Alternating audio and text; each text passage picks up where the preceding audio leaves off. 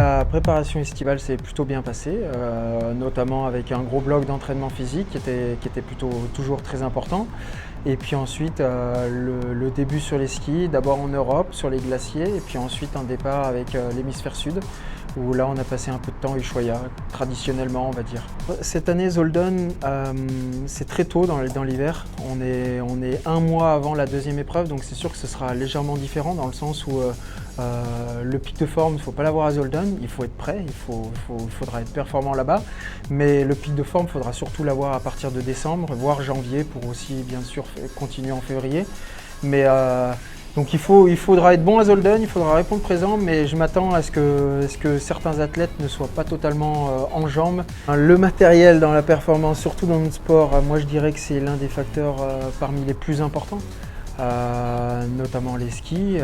Donc moi je suis sur Red, donc mon technicien avec qui on travaille, on essaie toujours d'améliorer des petits détails, les petites choses qui font la différence, trouver les bons réglages, les bons settings, que ce soit dans le fartage, dans l'affûtage, mais aussi avec les chaussures, les plaques, les fixations, les skis. Il y a énormément de facteurs très intéressants justement, il y a énormément de sujets sur lesquels